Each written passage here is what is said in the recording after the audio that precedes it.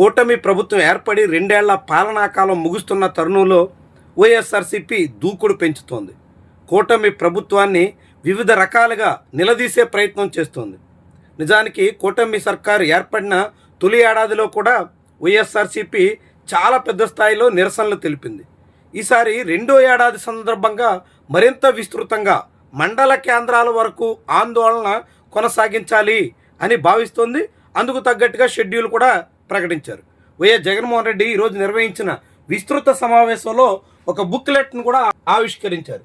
వెన్నుపోటుకు 2 ఏళ్ళు అనే పేరుతో ఈ బుక్లెట్ని ఆవిష్కరించారు. ఇది ఆన్లైన్లో ఎవరికైనా స్కాన్ చేసుకుంటే అందుబాటులో ఉంటుందని కూడా ప్రకటించారు. ఆంధ్రప్రదేశ్కి చంద్రబాబు నాయుడు ఇలా వెన్నుపోటు పొడిచారు అనేటువంటి ఒక పిక్ కూడా ఇక్కడ చూడొచ్చు. రక్త చరిత్ర ఇది మాత్రం ఆంధ్రప్రదేశ్ రక్త కన్నీరు కారుస్తుంది అనేటువంటి సంకేతాన్ని అయితే ఇక్కడ చూపించేలా ఆ పార్టీ ప్రయత్నం చేస్తుంది. ఇందులో అనేక రకాల అంశాలని ప్రస్తావించారు. ముఖ్యంగా వివిధ వర్గాలకు సంబంధించి ఎన్నికల నాడు కూటమి ప్రభుత్వం ఇచ్చినటువంటి హామీలేంటి, ఎందుకు విఫలమయ్యే, వాటిని ప్రధానంగా ప్రస్తావిస్తూనే జగన్మోహన్ రెడ్డి హయాంలో నేరుగా డీబీటీ పద్ధతిలో చేసినటువంటి వివిధ పథకాల ద్వారా పంపకాలు, అదేవిధంగా నాన్ డీబీటీ ద్వారా వివిధ వర్గాలకు అందినటువంటి ప్రయోజనం, అది ఇది కలిపి ఎంత మొత్తం జగన్మోహన్ రెడ్డి హయాంలో మేలు జరిగింది అనే విషయాన్ని ప్రధానంగా ప్రస్తావించారు. దాంతోపాటు బాబు మోసాల మేనిఫెస్టో జూన్ 2024 నుంచి జూన్ 2026 వరకు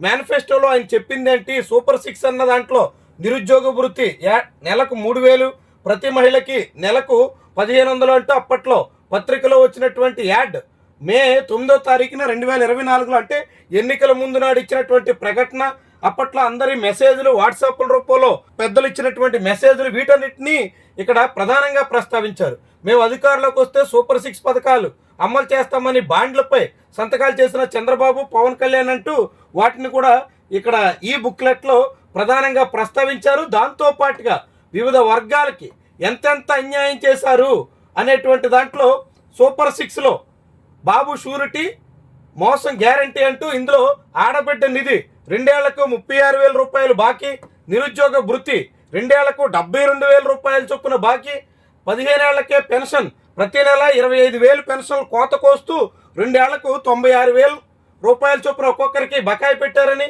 తల్లికి వందనం పేరుతో మొదటేడాది పూర్తిగా ఎగ్గొట్టేశారు, రెండో ఏడాది కొందరికి 9, 10, 13 ఇలా చొప్పున వేసుకుంటూ వెళ్లారు. మొత్తంగా 20 లక్షల మందికి కోత కోసారు అనేది.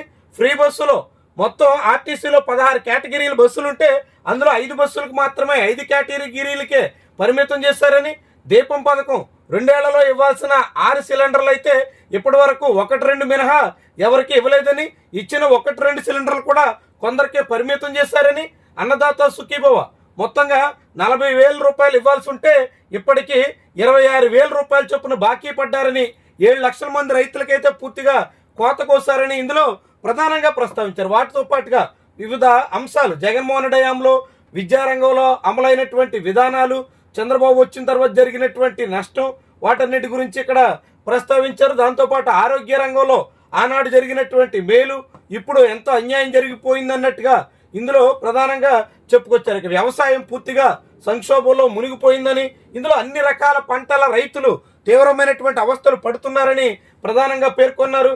దాంతోపాటుగా మహిళలకైతే నిలువెత్తు మోసం జరిగింది అనేటువంటి విషయాన్ని వైఎస్ఆర్సీపీ చెప్పుకొస్తుంది. అందులో భాగంగా డ్వాక్రా మహిళలకు సంబంధించినటువంటి మొత్తంగా bank credit linkage Jaganmohan Reddy అధికారంలో ఉండగా అది ఏకంగా 49,626 కోట్లకి చేరితే మొన్నటేడాది కేవలం 30,698 కోట్ల కంటే అప్పటి నుంచి 49,000 నుంచి చూస్తే దాదాపు 19,000 కోట్ల రూపాయల మహిళల బ్యాంక్ లింకేజీ అమౌంట్ ఎక్కడికో పోయింది.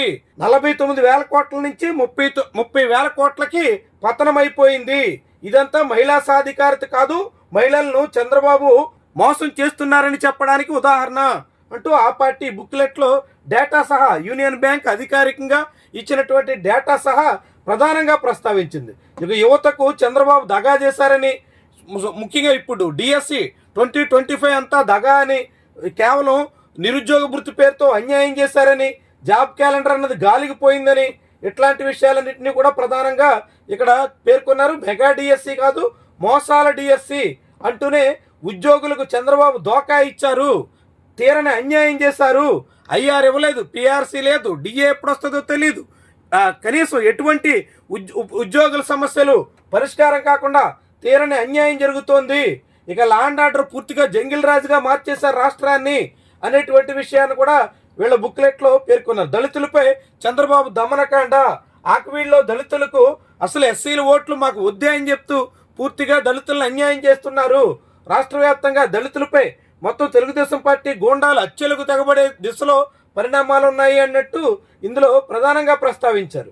ఇక వీటితో పాటుగా ఎవరిది గొడ్డలి పార్టీ, ఇటీవల ప్రతి సందర్భంలో తాజాగా మహానాడులో కూడా టీడీపీ నేతలు వైఎస్ఆర్సీపీని గొడ్డలి పార్టీ అంటూ సంబోధిస్తున్నారు. దాంతో గొడ్డలి పార్టీ తెలుగుదేశం పార్టీదే అంటూ ఎప్పుడో 1984లో టీడీపీ ఆవిర్భావం తర్వాత ఏడాదికే జరిగినటువంటి మల్లెల బాబ్జీ మర్డర్ దగ్గర నుంచి ఇటీవల జరిగినటువంటి షేక్ రషీద్ మర్డర్ వరకు అన్నింటా తెలుగుదేశం పార్టీదే రక్త చరిత్ర అని చెప్పడానికి వైఎస్ఆర్సీపీ ప్రయత్నం చేసింది. ఇక మహిళలు చిన్నారులకైతే రక్షణ కరువయ్యింది.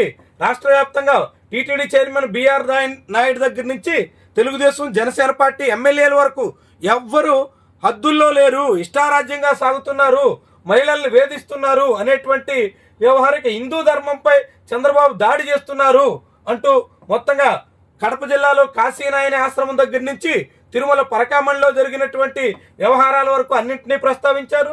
స్కాములు, దోపిడీలు, అధికార దుర్వినియోగం జరుగుతుంది అనేటువంటి విషయాన్ని కూడా ఇక్కడ ప్రధానంగా హైలైట్ చేశారు. పారిశ్రామిక రంగం కుదేలయ్యింది, వ్యాపారవేత్తలు పరారైపోతున్నారు. తాడిపత్రిలోనే ఎల్ఎన్టీ సిమెంట్ పరిశ్రమను జేసీ ప్రభాకర్ రెడ్డి బెదిరించారు. అదేవిధంగా గండికోట రిజర్వాయర్లో అదాని హైడ్రో పవర్ పంపుడు స్టోరేజ్ ప్రాజెక్ట్ నిర్మాణం ప్లాంట్ మీద ఆదినారాయణ రెడ్డి ఢిల్లీ అనుచరులతో విధ్వంసం సృష్టించారు. జాతీయ రహదారి పనుల కోసం MP CM Ramesh, MLA Adinarayana Reddy వర్గాల మధ్య దాడులు, ప్రతిదాడులు జరిగాయి. దాంతోపాటుగా కాంట్రాక్టు ఇవ్వలేదని, కమిషన్లు ఇవ్వలేదని పల్నాడు జిల్లాలో భవ్య, చెట్టినాడు సిమెంట్ ఫ్యాక్టరీల్ని 40-50 రోజుల పాటు నిలుపుదల చేయిస్తారు. అదేవిధంగా రామాయపట్నం పోర్ట్ నిర్మాణానికి కమిషన్లు ఇవ్వాలని మెటీరియల్ సరఫరాను కందుకూరు ఎమ్మెల్యే ఇంటూరు నాగేశ్వరరావు అడ్డుకున్నారంటూ చాలా రకాల ఉదంతాల్ని ఇక్కడ ప్రస్తావిస్తూ వచ్చారు.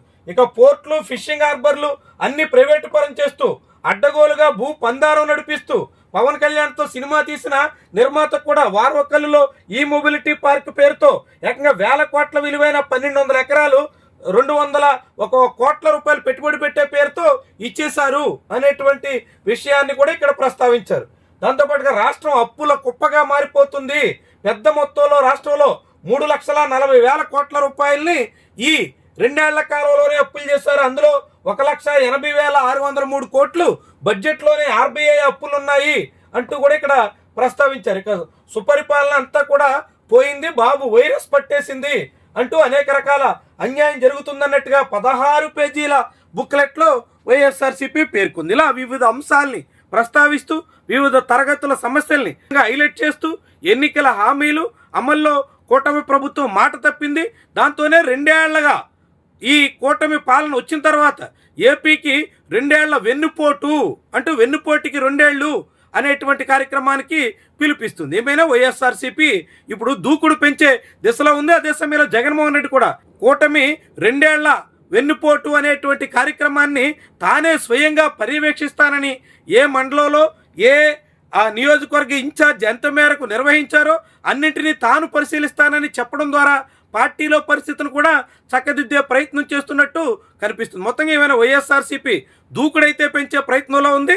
అందులో భాగంగా రేపు జూన్ 1వ వారం నుంచి 2వ వారం వరకు రాష్ట్ర వ్యాప్త నిరసనలకైతే పిలిపించింది. ఆ పార్టీ ఈ కార్యక్రమాన్ని ఎంత మేరకు సక్సెస్ చేస్తుందో చూడాల్సి ఉంది.